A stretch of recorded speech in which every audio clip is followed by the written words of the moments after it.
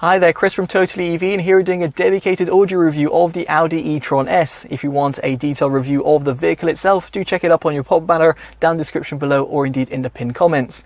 Now, as standard in the regular e-tron S, you get a 10-speaker, 180-watt system. If, however, you upgrade to the £1,900 Comfort and Sound Pack, or you go for the Vossprung version of the e-tron S, you'll get the Bang & Olufsen 16-speaker, 705-watt system. The latter system is on review.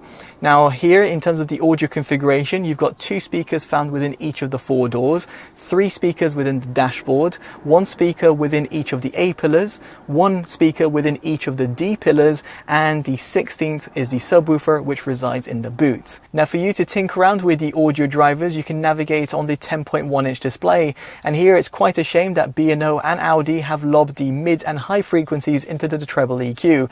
We've seen this sort of behavior done from other manufacturers, and quite frankly we can't quite understand it, given that you could have had a multi-band EQ. Nonetheless, in our settings we've added 1 notch to the treble EQ, taken 1 notch off the bass, added 2 notches to the subwoofer, left the balance and fader at center and equally the focus at all, and left the surround level in terms of its default configuration. As for 3D sound, we've added 1 notch to the low mode, and we'll touch upon why further down in this review. Now for you to connect up to the infotainment system, you have got Bluetooth where the SBC and AAC codecs are supported only. If however you want a better audio fidelity, we would suggest connecting over Android Auto or Apple CarPlay, which are supported both in a wireless and wired format, the latter being the better out of the two. The 2 Type-C ports found within the center armrest will permit a wired connection, and in our case we had no such problems. So next up we get onto cabin noise, and here the e-tron S is absolutely class leading. In fact, it's one of the quietest cabins that we've tested to date. The numbers will be on your screen right now.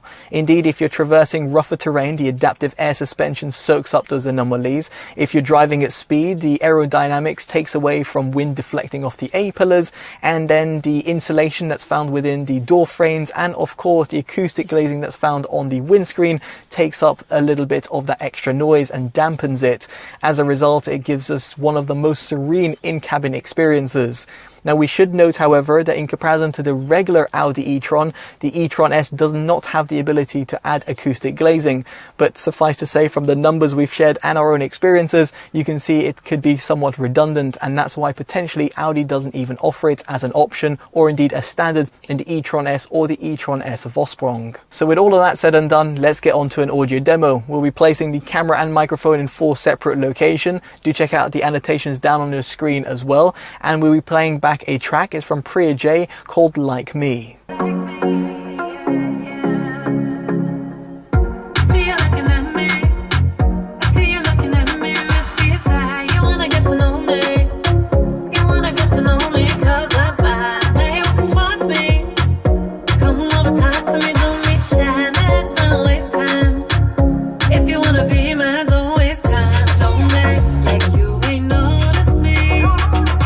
See that you are focusing on me.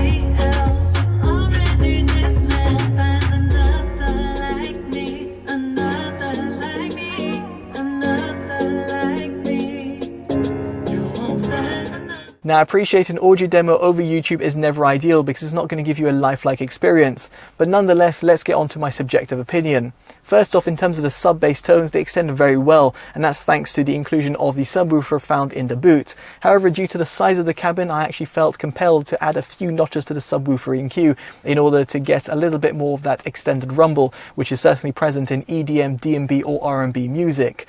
As for the mid-bass, however, the drivers that are found within each of the 4 doors provide you a very exciting and hearty tone, so much so I took 1 notch off the bass EQ in order to reduce that effect. Suffice to say over here, the quality and the quantity are certainly there, and Bang & Olufsen should certainly be proud of what they've achieved in the mid-bass tones.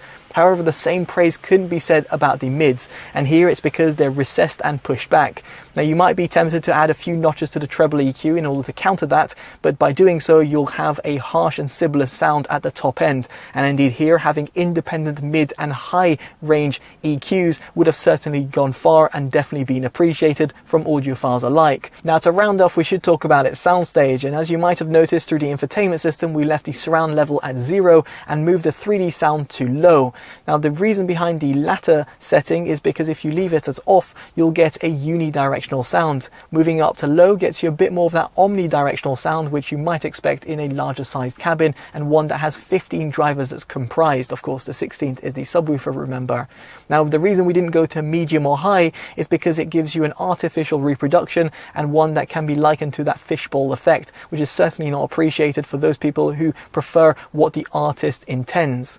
Now, we'll be intrigued to hear which settings you go for down in the comment section below, but ultimately what we're trying to portray over here is that the soundstage, the overall width and depth, is somewhat closed, and for a system that has so many drivers within the cabin, you might have expected better.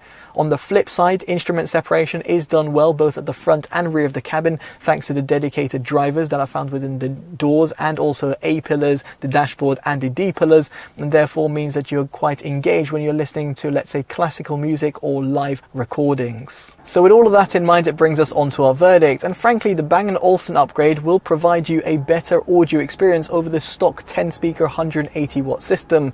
However, audiophiles might be left disappointed, specifically if you compare and contrast the asking price of the e-tron S and or look at the alternatives out there in the market from the likes of Volvo, BMW or Tesla, all of which provide a far superior audio experience.